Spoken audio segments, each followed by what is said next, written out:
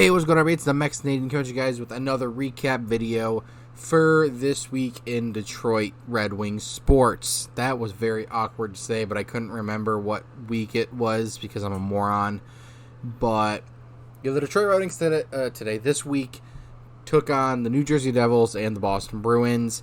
These are their first two games since coming back from Sweden, and everybody was sure that the Sweden trip was going to be, coming back from it, it was going to be tough for teams to come back from that. You know, it's going to be, jet lag. There's a pretty significant time difference.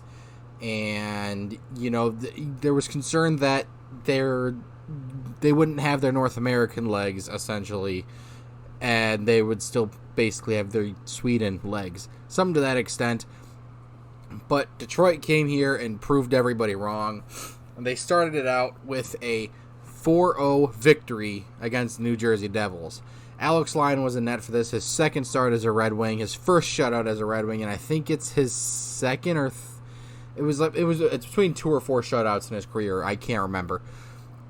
But looking at the face stats here, shots on goal were 28-16 for Detroit. Face-off percentage split right down the middle at 50%. Power plays, 1 for 4 Detroit, 0 for 2 for New Jersey. Penalty minutes, 8-4, in favor of New Jersey. Hits, 12-12. Even block shots, 20-8 for Detroit. And that was something that really helped push Detroit over this game, too. I mean, the primary thing was that New Jersey just didn't look good at all. But one of the big things was the looks that New Jersey did get, Detroit didn't let them through. So, and if they did get through, Alex Lyon was right there to make the save. And boy, did Alex Lyon look so good. I think it's pretty obvious at this point. If Lyon can come out and play another game, at least one more game like this, I think it's pretty obvious that James Reimer is going to be the odd man out in this group, because you're not going to trade Husso. Husso's got a fairly decent-sized contract that he's still got one more year left on after this year. This is his second year of a 3-year contract, I believe. So, and Lyon is the cheaper of the two between Reimer and between him and Reimer. So, and I believe we signed him for 2 years. So it's pretty obvious which goaltender between him and Reimer stick out if not Husso, Lyon can come back and he can play another game like he has his last two. So personally, I wouldn't mind that at all. I've liked Reimer for the time that he's been here. Keeping all of the off-ice stuff and whatnot, whatever all that crap is, I don't care about it. Realistically, it doesn't have anything to do with me watching the game. Just based off of his play, his save percentage is, well, now thanks to Alex Lyon's last performance in this game, his save percentage is better than Husso's. But the difference is Husso's getting better. We saw that in the Boston game, which I'll get to. But we see what Husso can do. If he can get back to that form, you'll have Husso again. And Husso carried St. Louis into the playoffs the year that they won not the year that they won the cup. That was not Husso. Husso carried St. Louis into the playoffs the year Colorado won it, so 2022. He can be, when he's on, he's on. So this isn't a goaltending video. I just thought I'd throw it in there. I believe the tandem will be a 1A, 1B situation between Husso and Lyon. And Reimer, if I'm Steve Yzerman, I'm calling up Edmonton. I'm calling up Columbus. I'm calling up any of these teams that are having goaltending trouble to get something from Reimer, because his save percentage likely isn't going to get any or much better. He's at, I think, a 913 save percentage. He's like top 15 in the league right now. I think he's 11th in total. If I'm Yzerman, I'm on the phones trying to move Reimer, because it's a $1.5 million contract, so it's not killing the Red Wings, and it's only 1 year. He's likely not staying at the end of this year, regardless if he gets traded or not.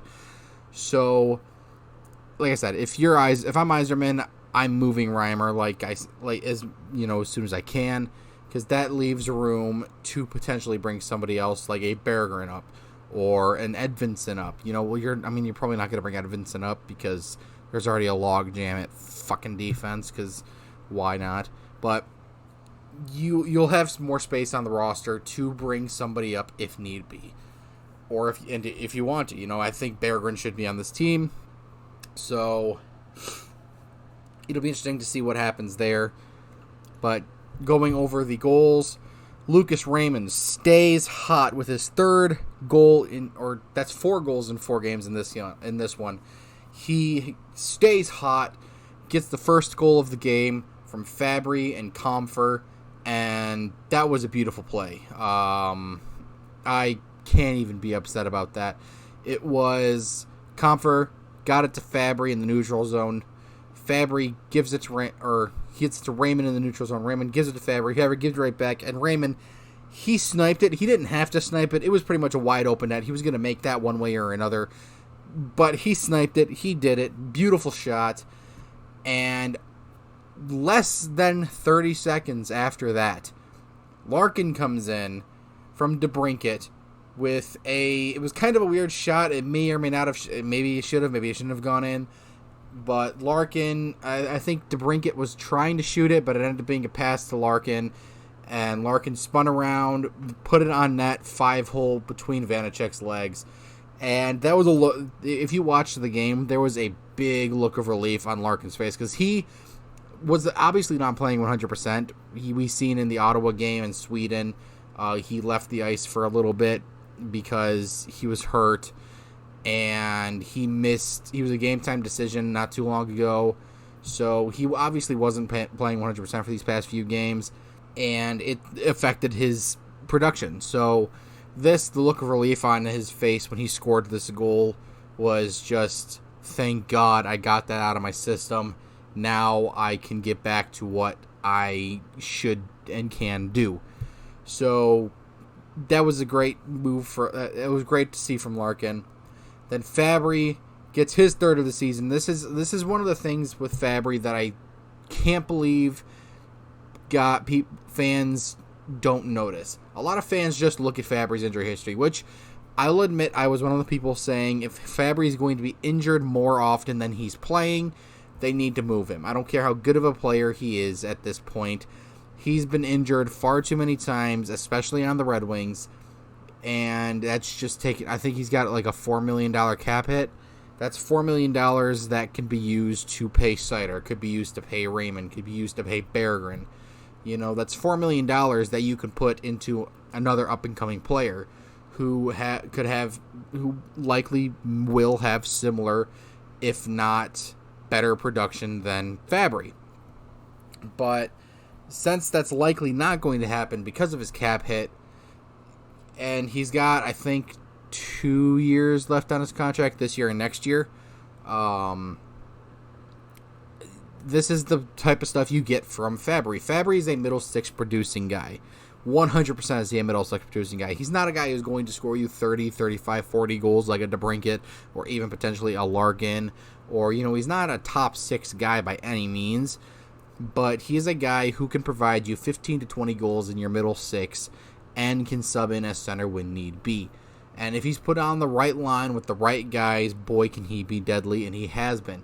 So he gets his third of the season from Sprong and Veleno. That is one hell of a line that they have been playing the hell out of, and it is so fun to watch. Then the second period comes, last goal of the game, Seider with his second of the season, which maybe shouldn't have gone in. That was, I want to say a bit of a fluky goal.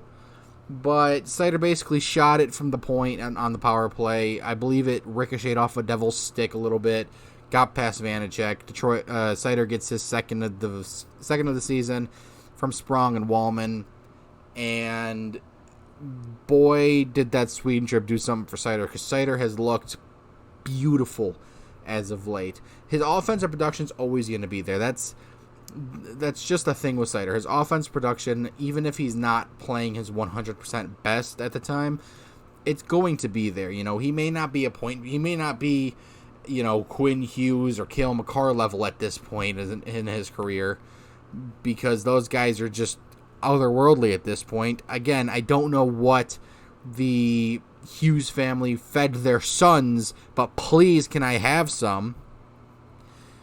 So, but regardless, Seider is Seider, and that Sweden trip seems to have done something for his offense, or not his offense, his defense, because he's been playing very good defensively as of late. But that was the New Jersey game, 4-0 Detroit, and that was a big win. New Jersey did not look good at all, but Detroit looked fantastic, and that's what you got to do. If a team doesn't come out and does not give you their A game, you have to give them your A game.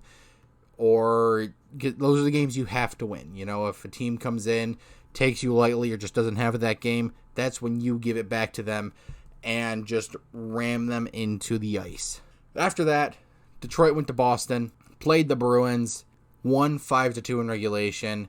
Up until today, Detroit handed Boston their only 2 regulation losses this season.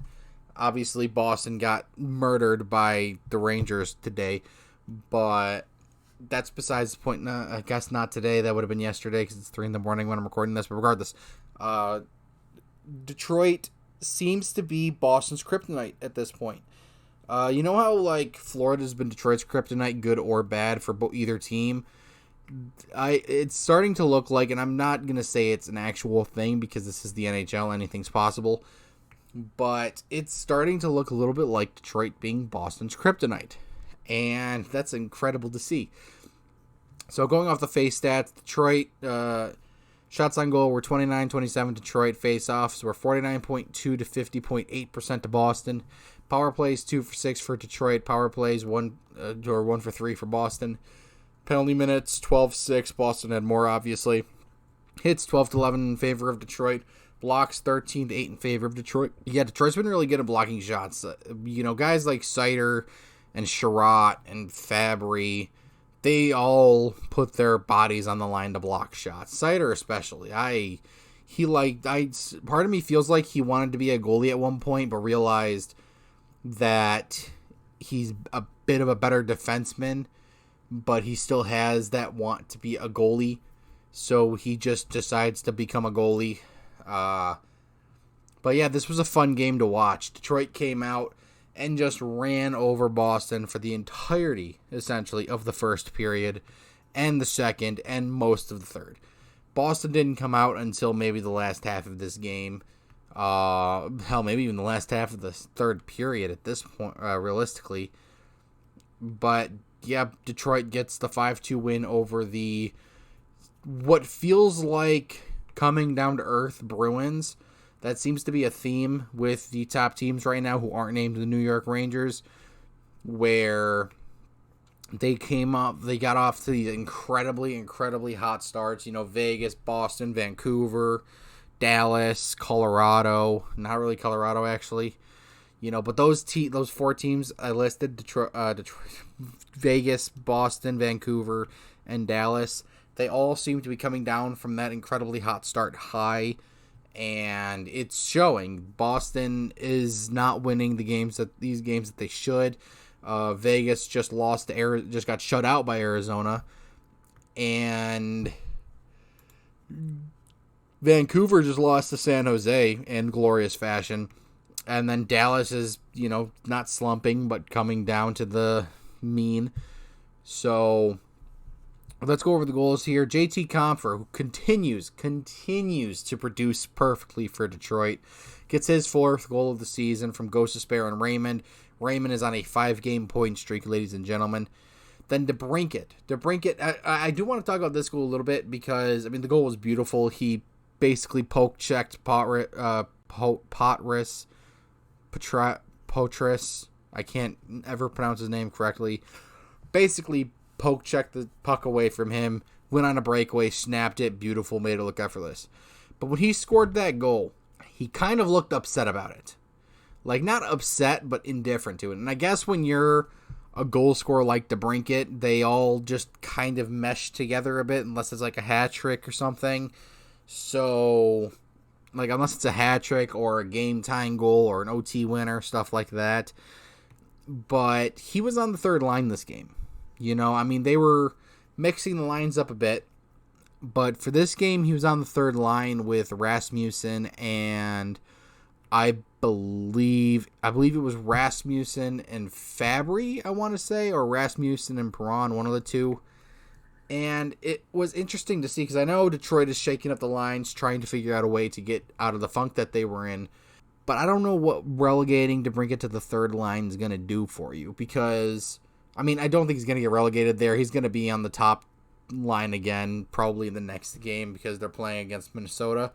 One of the biggest reasons why DeBrincat wanted out of Ottawa was because he was playing on the second line, which for any other guy would be great. You know, any other guy named not named McDavid or Matthews, you know, they would be ecstatic about that. But DeBrincat was at an Ottawa team that wasn't very good, yet he was on the second line. And granted, he didn't have the production there that he did in Chicago, but at the end of the day, he is a 40-goal scorer. You know, if you put him with the right guys, he's a 40-goal scorer. And obviously, Josh Norris wasn't that guy. He was not the 40 goals. He was not the guy to help DeBrincat get to 40 goals. And most of your pure goal scorers likely shouldn't or won't need that perfect elite level playmaker to help you score goals. But at the same time, you still need that support because a goal scorer still needs support in case, you know, just so that way they can get the open space to make the shots that they need so that way the shots have the best chance of going in. But in DeBrincat's case, he was on the second line behind Brady Tkachuk and Tim Stützle, and I don't remember who was on that top line with them. So I see his point, but I don't know why you would put him on the third line here. Second line, maybe put him on the second line with a Compher and a Fabbri, or a Compher and a Veleno, you know, or a Compher and a Rasmussen. I don't care. Third line seemed a bit iffy to throw him on, but I digress. It didn't seem to fucking matter for his production. He gets the breakaway assist, unassisted goal. That was a bit of a rant that had nothing to do with the game, realistically. But after that, Boston scores in the second period, 3 minutes in from DeBrusque on a power play from Pasternak and Zacha. It was a nice goal. I'll give him that. I can't really deny that it wasn't a good goal. But 10 minutes after, Fabbri comes in, scores his fourth of the season from Sprong and DeBrincat. DeBrincat has a 2-point game, and it seems to be working, putting DeBrincat with these middle six guys. You know, that was the thing about Detroit bringing in all these guys like a Sprong, Compher, Cop, Ghost. You know, it was the thing about bringing all these guys in was to help your scorers like Raymond, Larkin, and DeBrincat to find that next level. And it's working. You know, Sprong's a better playmaker than I think people give him credit for. And half the time, I don't think he plans on it. You know, half the time, he's a shooter. He's not very good defensively, but he's got one hell of a shot. And half the time, I think he is trying to go for the shot, but ends up somehow making the pass. Or somebody just so happens to be there to pick up the pass. And it's a bit wild to see. But regardless, Fabbri with his fourth of the season, and that is the middle six production Fabbri gives you, like I said. But that goal seemed like it got Boston into the game. Third period, 4 minutes in off a snapshot, Heinen gets it from Coyle and Laurie, and it seems like, yeah, Boston's getting back into this game. It's only 3-2 Detroit. Boston can tie this up until 1 minute later, just about, more or less, give or take, Larkin scores his seventh of the season from Compher and Ghost to spare. And boy, was he happy to score that goal. That goal in the Jersey game, he looked relieved to score it because you could see on his face he was happy he got that first goal from the slump out of his system, and he was relieved that he scored it. This goal was an ecstatic goal for him. He was so happy he got this goal because that first goal was maybe it could have gone in, maybe it shouldn't have gone in. This goal was a goal that he made sure it went in, and he planned on it going in. Like I said, the Devils goal, the one against the Devils, it seemed more or less like he wasn't planning on making it in. He just wanted to get it on the net and maybe get a face-off, maybe get a rebound for DeBrincat that was crashing the net. This one, he planned on it going in, and it fucking went in. And then, at the end of the game, Boston pulls Swayman. Perron scores from Detroit's blue line. 5-2, Detroit wins in regulation, handing Boston, at the time, their second only regulation loss. And who gave them their first? The Detroit Red Wings. The Detroit Red Wings up until November 25th, when November 25th, because that says the 26th, but it's the 25th. That was on the 25th that the Rangers absolutely beat up Boston. So that is all I have for you guys today. Like I said, Lyon played fantastically in his shutout performance. Husso looked fantastic in this game too. The goals that were given up, he didn't really have a chance against, he didn't have a chance at all against them. Not even just really have a chance. He just didn't have a chance against them at all. So looks like hopefully Husso's getting back into his game. If Lyon can keep up his play, then I do not see a reason why Detroit should still have James Reimer. Realistically, I don't. Because even down in Grand Rapids, you got a guy like Hutchinson who you can call up. I'm not going to say call Kosa up. He's not ready for the NHL yet. Let him stay in Grand Rapids all this year and potentially even next year, depending on where he's at. And because you don't need him next year either. Because if I'm correct, and Detroit did sign Lyon to a 2-year deal, which I'm fairly certain they did, but like I said, I could be wrong on that, then there's no point in rushing Kosa up here. Keep him in the AHL to give him some more professional minutes, let him get more used to it, and then just roll Lyon and Husso up here. And then, if one of Husso or Lyon gets injured, Hutchinson's played enough NHL games to be called up and semi-comfortably put in net behind Husso. And, I mean, he's not a starter, but you can semi-comfortably place him in a starter as long as your defense holds out, which I'm just realizing may not be a good idea. But I still think at some point you need to move Reimer. Just because I don't think draft stock is going to go up anymore. And, even if you do make the playoffs, you don't want to carry 3 goaltenders into the playoffs. It's just something you don't want to do, because the playoffs, your players are more likely going to get hurt than your goaltenders.